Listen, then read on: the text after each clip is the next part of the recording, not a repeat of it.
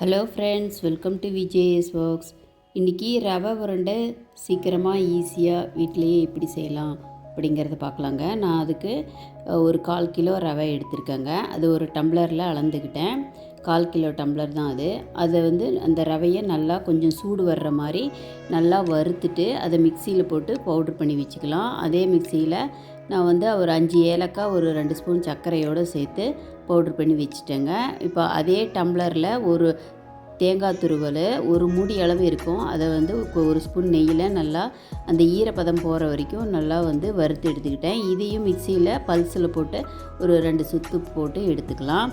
ரவையும் அதிகமாக இது பண்ணக்கூடாது, நைஸாக அரைக்கக்கூடாது. ஒரு 1-2 அரைச்சி தான் மிக்சியில் அரைச்சி எடுத்து வச்சுருக்கேன். இப்போ ஒரு வானிலையில், அடிகனமான வானிலை, அதில் எந்த அளவு நம்ம ரவை எடுத்தோமோ, தேங்காய் துருவல் எடுத்தோமோ, அதே டம்ளரில் ஒரு டம்ளர் அளவு தாங்க எடுத்திருக்கேன். அதாவது 1:1 தான். சர்க்கரை, தேங்காய், ரவை 3மே 1:1 தான். அந்த அளவு எடுத்து ஒரு அரை டம்ளர் தண்ணி விட்டுருக்கேங்க. அதே டம்ளரில் தண்ணி விட்டு அது கொதிக்கணும். கொதித்து சர்க்கரை நல்லா கரையணுங்க. பாகுபதம் சும்மா பிசுப்பு இருந்தால் கூட போதும். பாருங்கள், இப்போ அடுப்பு ஹையில் வச்சு தான் அந்த சர்க்கரை கரையிறதுக்காக நான் கிளறிட்டு இருக்கிறேன். இப்போ இதில் எப்படியும் சர்க்கரையில் கொஞ்சம் அழுக்கு இருக்கும். அதனால் நான் இந்த சர்க்கரை கரைஞ்சி கொதி வர்ற டைமில் இந்த வெள்ளை நுரை வர்றப்போ 1 டேபிள் ஸ்பூன் அளவு பால் விட்டுட்டேங்க. பால் விட்டதும் பாருங்கள், அந்த அழுக்கெல்லாம் ஓரமாக படிஞ்சு வந்துடும். அதை ஒரு கரண்டியிலேருந்து பார்த்து எடுத்துடலாம். நம்ம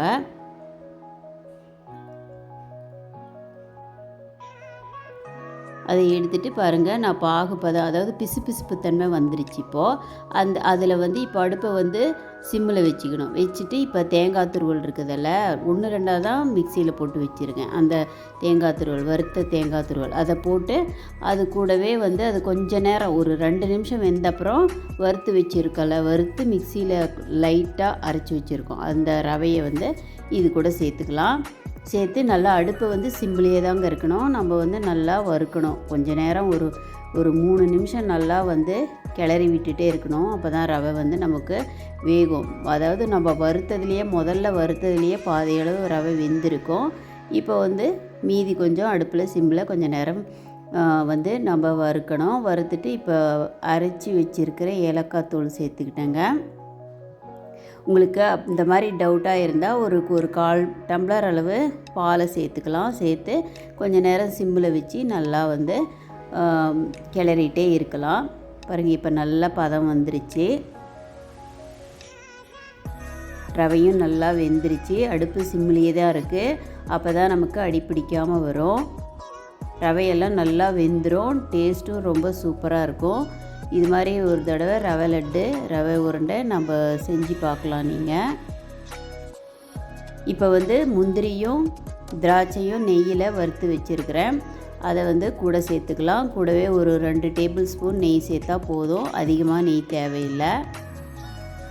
பாருங்க, ஒட்டாமல் வரணும். வானிலையில் ஒட்டாமல் வர்ற வரைக்கும் நம்ம நல்லா ஒரு 2-3 நிமிஷம் நல்லா வறுத்து எடுத்துக்கலாம். எடுத்து உடனே இன்னொரு பாத்திரத்தில் நம்ம ட்ரான்ஸ்ஃபர் பண்ணிடணும். இப்போ பாருங்கள், வறுத்து வச்சுருக்கிறேன் முந்திரியும் திராட்சையும்.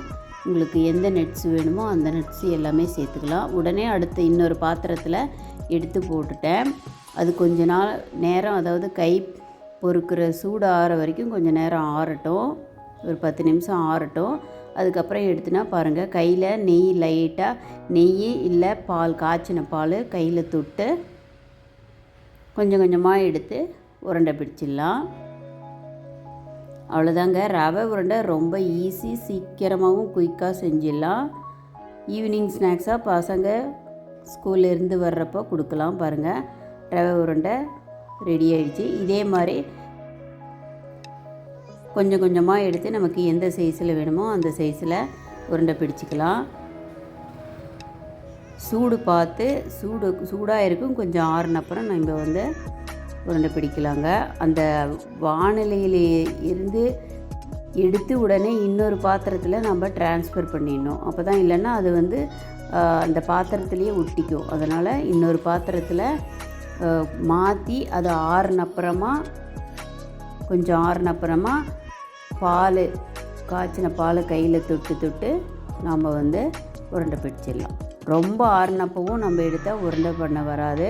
அதனால் பால் தொட்டு நம்ம வந்து உருண்டை பிடிச்சிடலாம். ஒரு தடவை பிடிச்சி வச்சதும் அடுத்தது நான் கொஞ்சமாக நெய் கையில் வந்து தொட்டு தொட்டு இந்த மாதிரி 2வது தடவை உருண்டை பிடிக்கணும். அப்போ தான் நமக்கு ஷேப்பும் கரெக்டாக வரும். இது ரொம்ப டேஸ்ட்டாக இருக்குங்க.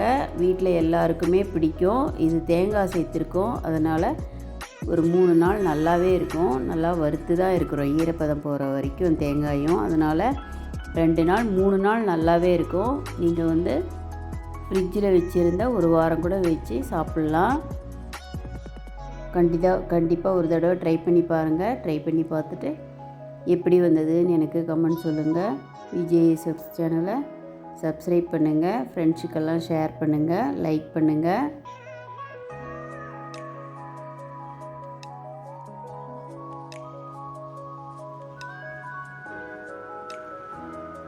கால் கிலோ ரவைக்கு நமக்கு வந்து 30 லட்டு வரைக்கும், சின்ன சின்ன சைஸாக இருந்தால் 30 லட்டு வரைக்கும் வருங்க நமக்கு.